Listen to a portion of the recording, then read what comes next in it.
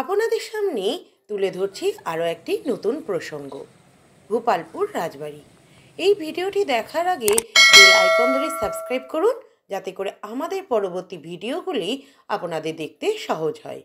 তাহলে চলুন শুরু করা যাক আজকের বিষয়। ব্রিটিশ সরকার এবং জমিদার ভূপালচন্দ্র রায়চৌধুরীর উদ্যোগে রায়গঞ্জ থানার ভূপালপুর গ্রামে 34 নং জাতীয় সড়কের পাশে লুপ্তপ্রায় বিনা নদীর তীরে ভূপালপুর রাজবাড়ির প্রতিষ্ঠা ঘটে।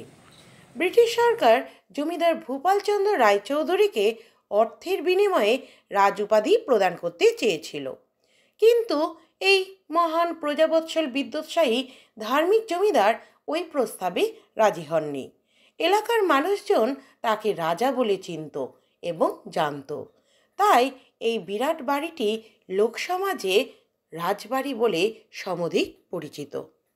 তার পিতা কৃষ্ণচন্দ্র রায়চৌধুরী চূড়ামণির জমিদার ছিলেন এবং তার মৃত্যুর পর মহানন্দার বিধ্বংসী বন্যায় চূড়ামন জমিদার বাড়ি ভেঙে পড়ে। তখন ভূপালচন্দ্রের বয়স মাত্র 9 বছর। তৎকালীন আইন অনুসারে ব্রিটিশ সরকার এই জমিদারি দেখাশোনার দায়িত্ব পান।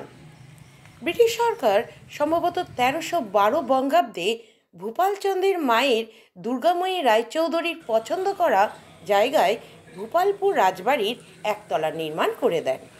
আর ভূপালচন্দ্র রায়চৌধুরী 1330 থেকে 1340 বঙ্গাব্দের মধ্যে এই বাড়ির দোতলা নির্মাণ করেন। এই বাড়িতে দুটি মহল রয়েছে। ওই দুটি মহলের মাঝখানে দুটি ছোট উঠান দেখা যায়। পশ্চিমের মহলে মেয়েরা থাকতো।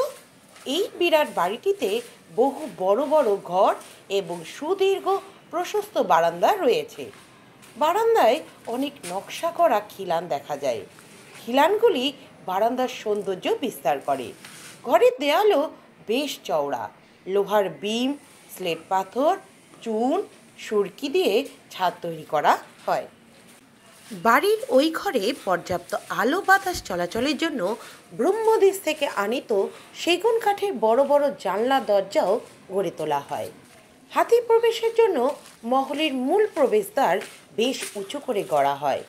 এই লাল বর্ণের কারুকার্য খচিত বাড়িটির নির্মাণে বহু টাকা ব্যয় করা হয়। এই জমিদারি দেখাশোনার জন্য বেশ কিছু অফিসার এবং পাহারাদার নিযুক্ত করা হয়েছিল। প্রজাবৎসল জমিদার ভূপালচন্দ্র রায়চৌধুরীর উদ্যোগে এই বাড়ির ভিতরে লক্ষ্মীনারায়ণ, বাইরে দুর্গা মন্দির ও পীরস্থান এবং হাসুয়ার স্বামীনাথ মন্দিরের প্রতিষ্ঠা ঘটে। তার ছেলে শিবপ্রসাদ রায়চৌধুরী খুব সাহসী ছিলেন। বন্দুক নিয়ে বাঘ শিকারে যেতেন।